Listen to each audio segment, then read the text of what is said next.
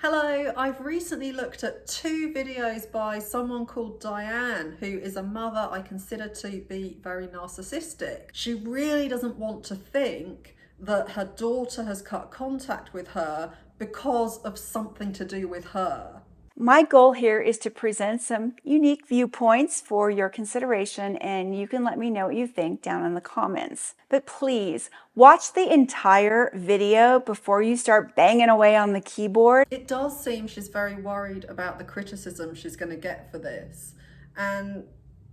But saying that people should watch the whole video,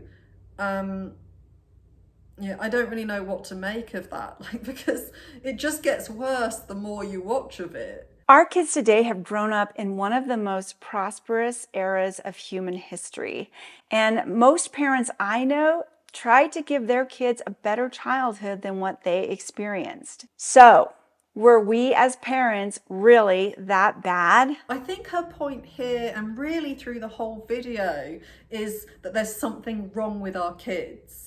My thinking is that rising estrangement in the Western world is a symptom of much larger societal problems. And it's nothing to do with us. We didn't do anything wrong to make them so weird, but society has been having this crazy influence on them. And I think that if she can try to believe that, she can try to convince her audience who are going through the same thing as her. So those viewers will then hopefully validate her, and that might help her to believe what she's saying. And this has everything to do with the cycle of history that we are in right now. That was predicted way back in 1997. You know, she has this whole theory about how there are these periods of time in history, and they all follow the same pattern, but that's not based on anything reliable, anything rational or logical. It's just some crazy conspiracy theory. But that's still much easier to believe than to believe that she's done anything wrong to her daughter. Within this long cycle called a saeculum, there are 4 distinct generational phases, each lasting 20 to 25 years, called turnings. These turnings are recurring periods of awakening, prosperity, unraveling, and crisis. It reminds me of horoscopes, really. Those horoscopes, you see in the paper, where they're basically saying that 1/12 of people are all experiencing the exact same issues at the moment.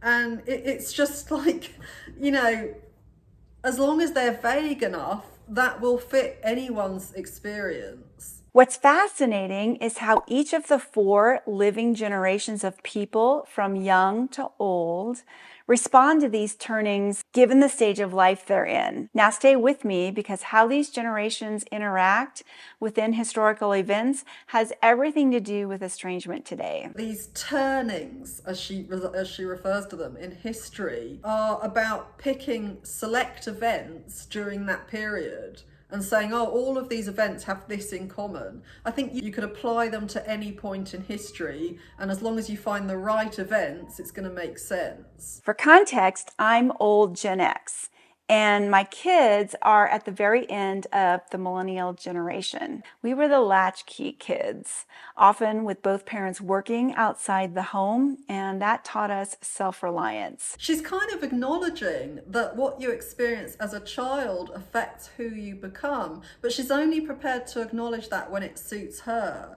Being self-reliant is a good thing, so she's decided that that's what she is.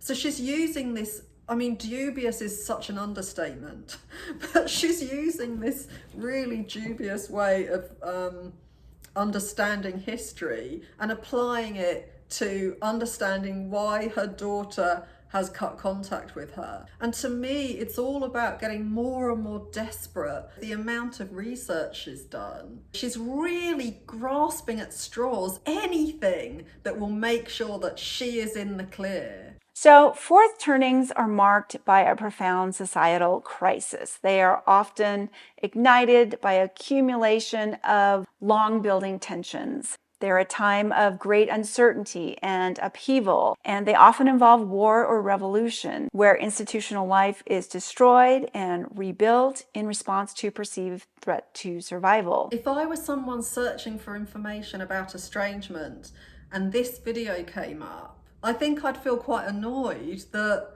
the video said it was going to be about estrangement and is actually about something completely different. The dynamics between generations in a fourth turning are crucial, as younger generations come of age during this period, often playing a pivotal role in the reshaping of the future, while older generations are called to lead through incredibly turbulent times. It's so funny how far away she's going on a tangent from the subject of her daughter not wanting to have anything to do with her.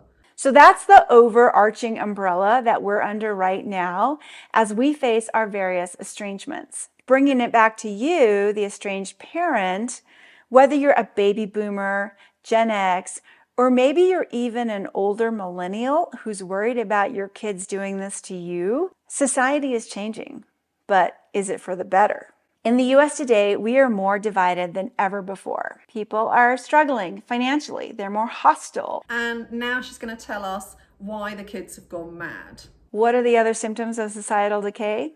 Well, here are 7 more to chew on. Number 1, rising individualism. Western culture now glorifies unique identities above all else, dividing people by race, gender, politics, and so-called woke ideology. This is leading us to rigid thinking where it's an us versus them mindset.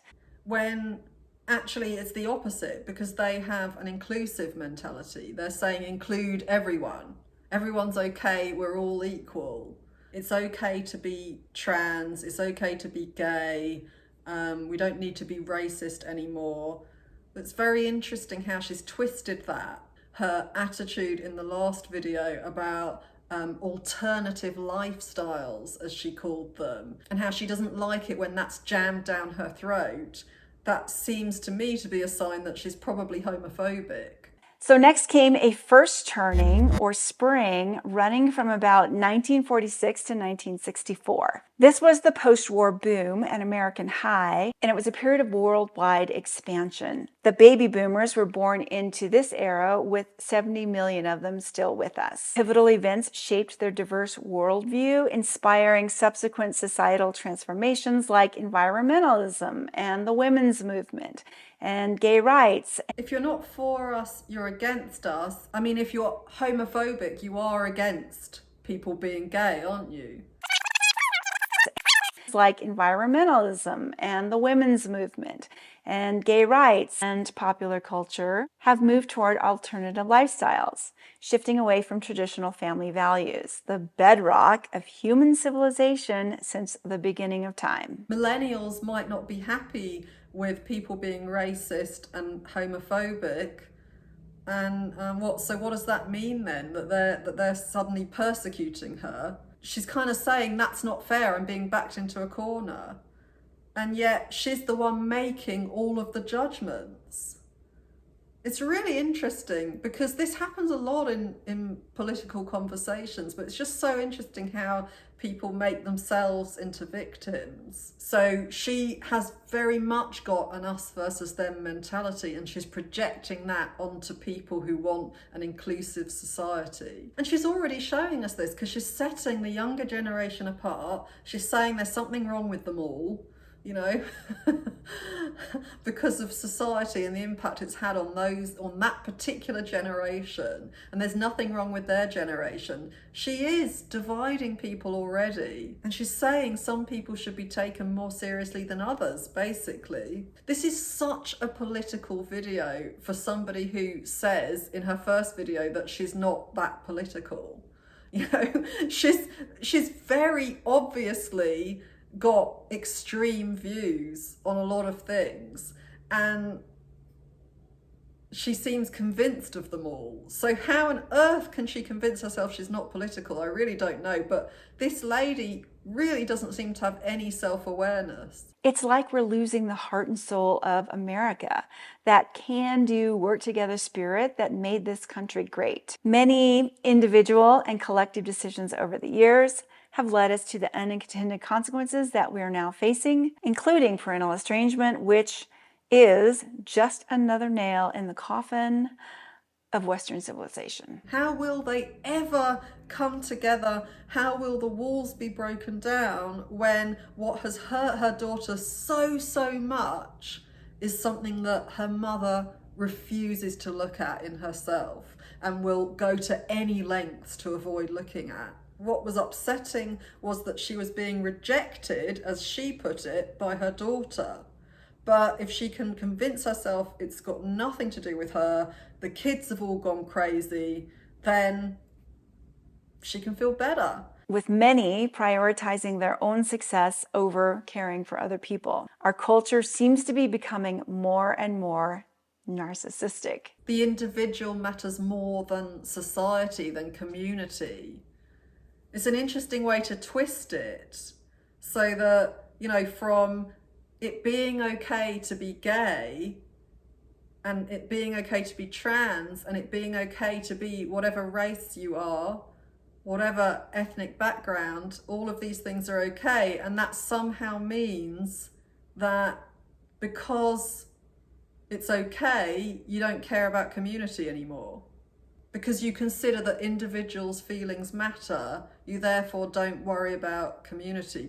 It just doesn't make any sense. But it's interesting to hear it said, because it sounds really good, doesn't it?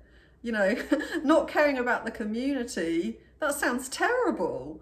And putting individualism before community, that sounds really selfish and self-involved. And that's the impression she wants to give of the younger generation.